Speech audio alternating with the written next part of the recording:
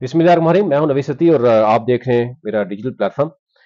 एक तो यह है कि इस पे कम्प्रिहेंसिव जो रिपोर्ट जो है वो आपके साथ शेयर करेंगे डेली सुप्रीम में। और इस वक्त जो ताज़ा तरीन सूरत हाल है वो आपके सामने रखते हैं। एक तो गौरी टाउन में मजीद गुज़िश्ता एक हफ्ते में जो है वो 14 से जायद मुकदमा दर्ज हुए, 200 से जायद दरख्वास्तें कैसे आई, मामला क्या है। फिर हनीफ अब्बासी का मामला बड़ा गड़बड़ इख्तियार कर गया। हनीफ अब्बासी जो है वो बड़े फ्रस्ट्रेटेड हैं। 4-5 मेन इश्यूज हैं और कल वो बगैर दावत के वो पीएम हाउस में गए, वहां पर उनकी क्लास कैसे ली गई उस पर भी बात करेंगे। आज जो अभी थोड़ी देर पहले आपने देखा या कि 9 मई के हवाले से जो है वो डीजीआईएसपीआर ने प्रेस कॉन्फ्रेंस की। जरा 9 मई जल्दी नजदीक आने वाला है और आपको पता होगा सोशल मीडिया में मेम्स चल रही हैं कि 9 मई को क्या होगा, कैसे मनाई जाएगी, हुकूमत कैसे मनाएगी, क्योंकि पहले भी एक सरकारी आवाम के टैक्स के पैसे से बहुत ज्यादा एडवर्टीजमेंट की गई थी। अब की बार क्या होगा, तो उसमें अब डीजी जो आईएसपीआर है उनकी तरफ से कहना है कि 9 मई करने वालों को सजा देनी पड़ेगी, इंतशारी टोले से कोई बातचीत नहीं होगी।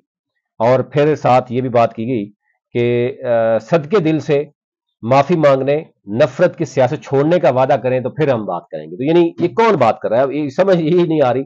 यानी कॉमन मैन को भी बंदे समझ नहीं आ रही कि क्या तर्जमान पाक फौज जो है वो कह रहे हैं कि हमसे माफी मांगे।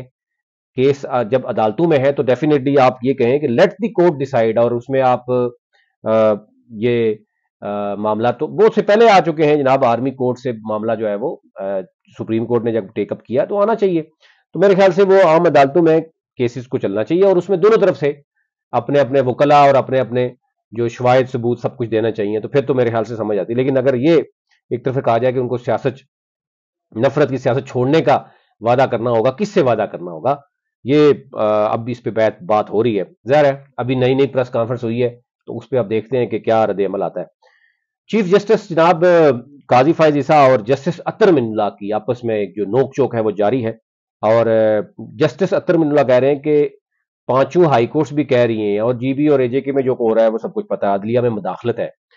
तो चीफ जस्टिस साहब काजी फायज साहब कह रहे हैं तो फिर आपको यहां नहीं बैठना चाहिए। तो ये नहीं वो कह रहे हैं कि फिर आपको यहां नहीं बैठना चाहिए, जो जज मुदाखलत देखकर कुछ ना करे इसे जज नहीं होना चाहिए, घर बैठ जाना चाहिए, चीफ जस्टिस कह रहे हैं। और चीफ जस्टिस कह रहे हैं कि मैंने कोई नहीं देखा मुदाखलत, किसी किस्म की मुदाखलत जो है ना नहीं हुई। अब ये जरा ये मामला जो है वो हो रहा है और तरफ निकल जाएगा। अच्छा, बात कर लेते हैं जनाब, पहले बात कर लेते हैं जनाब हनीफ अब्बासी साहब के साथ क्या हो रहा है और फिर गौरी टाउन में थोड़ा सा मैं आपको बता दूं कि गौरी टाउन इंतजामिया की मजीद ये एक हफ्ते के दौरान 14 से ज्यादा मुकदमा दर्ज हुए हैं, जिसमें चौधरी अब्दुल रहमान, चौधरी उस्मान, चौधरी रमजान, राजा जागीर, राजा अली अकबर समेत और दीगर के खिलाफ। और इसमें एक हफ्ते में 14 मुकदमात।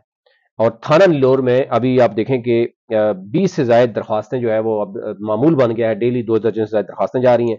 200 से ज्यादा दरख्वास्तों पर अभी तक तहकीकात और जो है वो हो रही है और लोगों के साथ मजीद जो फ्रॉड की चीजें सामने आ रही है। क्योंकि ज़ाहिर आपको पता है कि लोगों को पता चलता है कि अब केस सुना जा रहा है, एक जेआईटी बन गई है या एक कमीशन बन गया है, तो लोग फिर दरख्वास्तें देना शुरू हो गए हैं। तो अब इसकी तादाद बढ़ती हुई नजर आ रही है, मुतासरीन की तादाद भी बढ़ रही है और आए रोज गोरी टाउन का एक नया केस जो है वो सामने भी आ रहा है।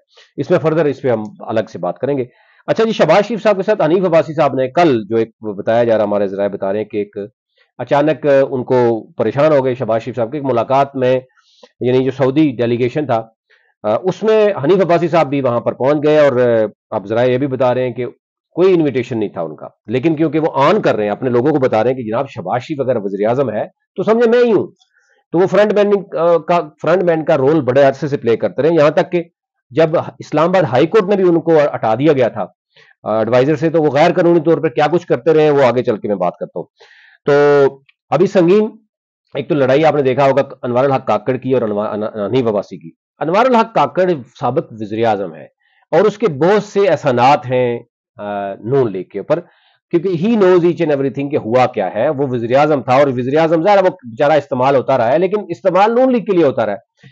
तो वो फॉर्म 47 की जो ही उन्होंने बात की और अभी भी वो इस पे बाजिद हैं कि मैं जो है वो फॉर्म 47 की बात करता रहूंगा। जिस तरीके से कल भी आपने देखा होगा कि मुख्तलिफ टीवी टॉक शोज 92 में भी हमारे एक दोस्त हैं उन्होंने भी इंटरव्यू किया, तल्लत हुसैन ने समा पे भी किया इनका इंटरव्यू, उसमें भी वो वाजिद हैं कि मैंने जो कुछ किया वो सारा कुछ उन्होंने शहबाज शरीफ पे डाल दिया कि जब शहबाज शरीफ की हुकूमत पीडीएम की जा रही थी, ساری کی ساری اپروولز پہلے کی ہو چکی تھی، اور جب میں آیا تو وہ ایل سی اور سارا کچھ اوپن ہوا ہوا تھا، سب کچھ ہوا تھا.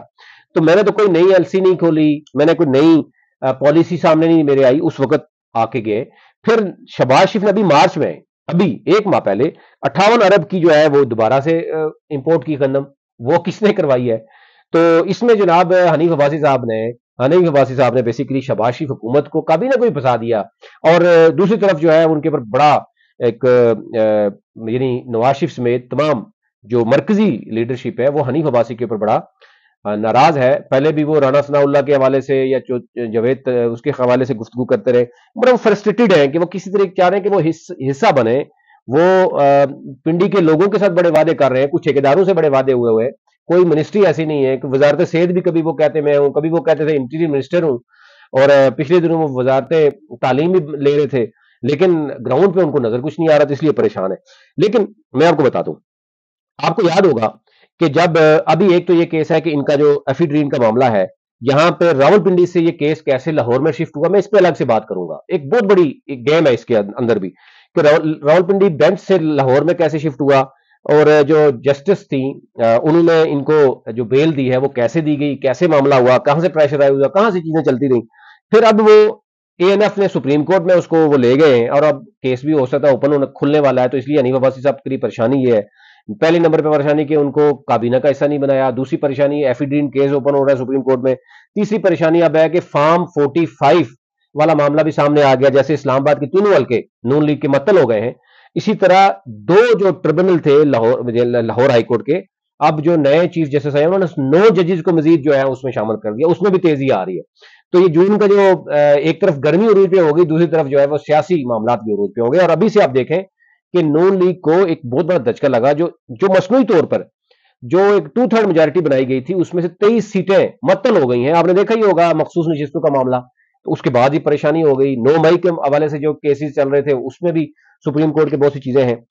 اینی ہاؤ، جب حنیف عباسی کو ایڈوائزر بنایا گیا تھا، آپ کو یاد ہوگا شہباز شریف نے، تو ہائی کورٹ نے اس کو ہٹا دیا گیا تھا کہ بھائی ان کا ایفیڈیوینٹ کے معاملہ ہے اور مزید معاملہ ہے، کاغذی طور پر ہٹا دیا گیا. پریکٹیکلی حنیف عباسی جو ہے وہ اسلام آباد کے 3-4 بڑے پروجیکٹس پہ کام کرتے رہے، ٹھیکے بھی لیتے رہے، غیر قانونی طور پر مانیٹرنگ بھی کرتے رہے، اپنی ٹھوٹا بھی کرتے رہے، گاڑیاں بھی استعمال کرتے رہے.